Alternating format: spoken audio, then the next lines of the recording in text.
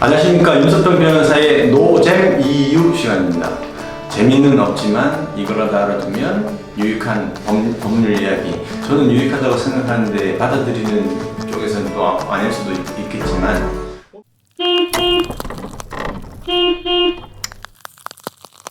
오늘 제가 지금 말씀드리려고 하는 거는 이건 뭐 제가 한자를 잘한다고 자랑하는 건 아니고 제소전 화해라는 게 있습니다.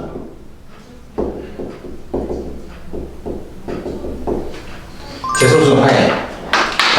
뭐냐면 우리가 예를 들어서 A가 B한테 1억 갚을 게 있어요. 1억 갚을 게 있어요. 그러면 B는 A한테 1억 내놔라 하는 청구 소송을 해서 판결을 받을 수 있죠. 근데 만약에 A가 뭐 특별한 재산이 없어요. 판결을 받아도 강제 집행할 그런 재산이 없다면 B는 판결 받아봐야 회수를 할 수가 없죠. 그런 거 있고, 또 그리고 1억을 판결 다 받았다 하더라도 A 재산이 있는 경우에 또 뭐 경매를 붙이거나 뭐하거나 하면 집행 비용이 또 들어갑니다. 그렇죠? 그래서 이 두 사람 간에 8천만 원만 갚는 것으로 하는 거죠. 그러면 화해가 돼서 이제 화해가 화해는 조정이라고도 하는데, 이 조정은 임의 조정이 있고 강제 조정이 있습니다. 당사자 사이에 이렇게 원만하게 합의가 된 경우에는 임의 조정으로 하고, 이제 원만하게 안 됐지만 판사가 생각했을 때 이게 이 정도 적정선이다라고 해서 그 강제 조정, 화해 공고 결정을 하는 경우가 있거든요. 그래서 이렇게 해서 서로 양보해가지고 2천만 원은 세이브하고 B는 8천만 원을 A가 자발적으로 변제하도록 하는 거죠. 왜냐하면 A 재산이 없이 깡통이면 아무리 1억짜리 전부 다 인정받는다는데 회수할 게 없으니까요. 그래서 이렇게 해서 하는 게 화해입니다. 조정이라고 하고 상호 양보를 하는 거죠. 조금씩 양보해서 서로 간에 이익을 하는 건데, 지금 제소전 화해는 제가 말씀드리고자 하는 건 이제 임대 사업 하시는 분들, 상가나 주택 임대 사업을 하시거나 또는 임차인으로서 주택이나 상가를 임대차 계약을 체결할 때 임대인은 나중에 임대차 끝나면 무슨 의무가 있습니까? 보증금 반환 의무가 있거든요. 그리고 임차인은 상가나 건물, 주택을 넘겨줘야 되죠. 인도화.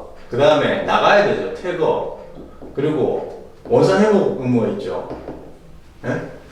그래서 이런 것들이 나중에 분쟁이 생기면 소송을 해야 되잖아요. 부동산 인도 청구 소송, 퇴거 청구 소송, 그 다음에 원상 회복 비용 청구하는 거, 이런 것들을 임대인은 해야 되고, 임차인은 임대인이 보증금 안 주면 보증금 반환 청구 소송을 해야 되잖아요. 근데 이거를 임대차 계약 체결 당시에 서로 간에 합의된 내용으로 합의서를 만들고, 아까 말씀드린 제소전 화해 신청을 법원에 신청합니다. 그러면 이제 기일을 정해가지고 이 내용들 당사자 사이에 합의된 것이 맞느냐, 그리고 또 불공정한 건 없는지 이런 것들을 확인해서 판사가 결정을 해줍니다. 그러면 확정 판결하고 동일한 효력이 있어서 나중에 소송을 할 필요 없어요. 그 제소전 화해에 적혀있는 내용대로 임대인은 이걸 반환해야 되고, 임차인도 자기 의무를 이행해야 되는데 안 한다면 제소전 제소전 화해 판결 받은 거 가지고 곧바로 강제 집행을 할 수 있습니다. 임차인 경우는 임대인 재산에 대해서 보증금만큼 압류나 경매 신청을 바로 할 수도 있고, 임대인 곧바로 집행 신청을 해가지고 나가라고 할 수 있고, 집을 점유를 이전받을 수도 있고 이렇거든요.